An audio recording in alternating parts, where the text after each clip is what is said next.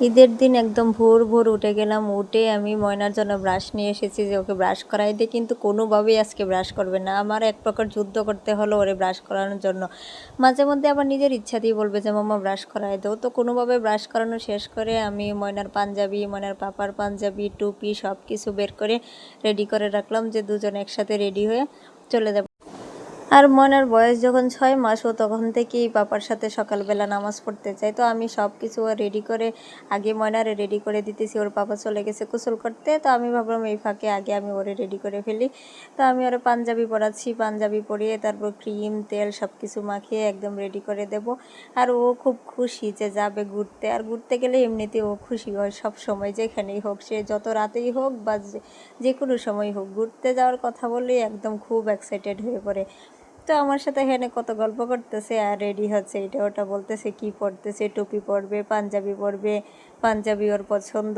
এখন যত বড় হচ্ছে তত কথা বলা শিখতেছে বেশি বেশি, সারাক্ষণ বক বক করতেই থাকবে, একমাত্র যখন ঘুমাবে তখনই চুপ, এছাড়া সারাক্ষণ এটা ওটা বলতেই থাকবে। তো প্রতি ঈদেই আমি সকালবেলা ওরে পাঞ্জাবি পরে রেডি করাই দিই, তারপর বিকেলবেলা যখন আবার ঘুরতে বেড়াই অন্য ড্রেস পরে। এমনিতে নর্মালি ওই ঈদে 3 থেকে 4টা ড্রেস পরা হয়ে যায় সারাদিনে। বাচ্চা মানুষ তো বারবার এটা ওটা করে। তো রেডি হয়ে এবার টুপি পরে হুজুর একদম রেডি হয়ে বসে আছে, অপেক্ষা করতেছে ওর পাপার জন্য যে ওর পাপা রেডি হয়ে দুজন মিলে একসাথে চলে যাবে। তো বলতেছে মাম্মা একটু পারফিউম দেবো, পারফিউম। তো এই নিজে নিজে একা একা পারফিউম দিতেছে, ওর পাপারেও দিয়ে দেবে, বলতেছে পাপা তুমিও একটু পারফিউম দেও। এত পাকা, ওর সব দিকে নজর আছে যে ওর পাপা দিতেছে সেটাই হবে না, ওর দিয়ে দিতে হবে। তো পারফিউম সব কিছু দিয়ে এবার চলে গেল বাইরে। বললাম যে দাঁড়াও তোমাদের দুজনটা একটু ফটোশ্যুট করে দিই। তো দুজনের একটু ছবি তুলে দিলাম। ঈদের দিন রেডি হয়ে সকালবেলাতে একটু ছবি তুলে রাখতেই হয় স্মৃতি হিসাবে, এটাই তো আনন্দ আমাদের। তো ছবি তুলে একদম ওরা চলে যাচ্ছে নামাজ পড়তে। এবার ময়নার আব্বু, ময়নার পাপা 3জন মিলে ওরা একসাথে যাচ্ছে নামাজে। তো ওদেরকে পাঠিয়ে দিয়ে আমি আমার বাকি কাজ করে নেব। আর কিভাবে যে দেখতে দেখতে ঈদটা কেটে গেল বুঝতেই পারলাম না।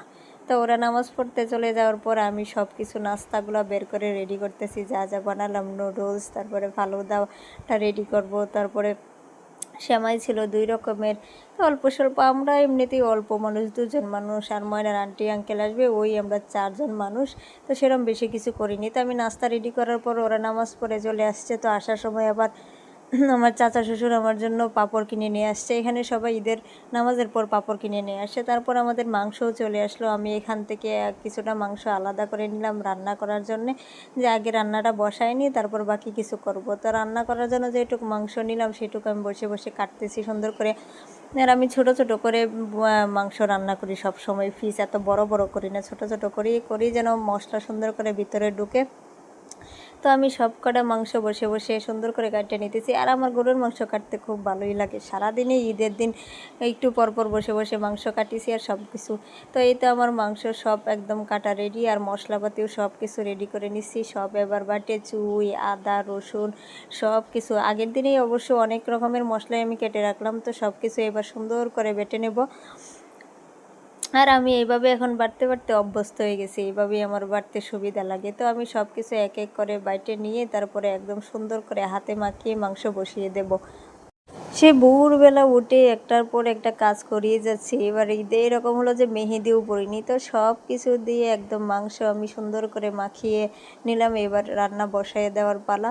আর সকাল থেকে সব কিছু করতে করতে সময়টা যে কীভাবে কেটে গেল। সকালে রান্না করলাম, ভুড়ি রান্না করলাম, ডিম বোনা করলাম, তারপর বাকি সব নাস্তা তো আছেই।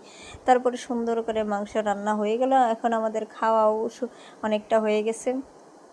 তো আমরা সবাই মিলে আগে ভাবলাম যে দুপুরের খাবারটা আগে খাই নিই, তারপরে বাকি কিছু করা যাবে। তো আমি এখানে আমার প্লেট নিয়ে বসে পড়লাম, আর দেখে দেখে হাড্ডিগুলো সব নিয়ে বসে পড়লাম। তো ময়নার পাপাও রাগারাগি করতেছে যে মাংস না নিয়ে হাড্ডি নিয়ে বসে পড়ছে, কিন্তু আমার হাড্ডি খেতে ভীষণ ভালো লাগে। তো খাওয়া দাওয়া শেষ করে আমি বাকি সব মাংসগুলো নিয়ে আবার বসলাম যে ওগুলো এবার কুটে সুন্দর করে ধুয়ে ফ্রিজে একদম ভাগ ভাগ করে রেখে দিতে হবে। তো আবার সব মাংস নিয়ে বসে সুন্দর করে কাটতেছিলাম। সারাদিন রাত্রেবেলা ওই রকম হয়েছে যে অনেক মাংস কাটতে হয়েছে, কেটে কেটে সব কিছু গুছিয়ে সুন্দর করে পলিথিনে ভাগ ভাগ করে ফ্রিজে রেখে দিলাম। তো এই তো এইভাবেই কেটে গেল আমার ঈদ।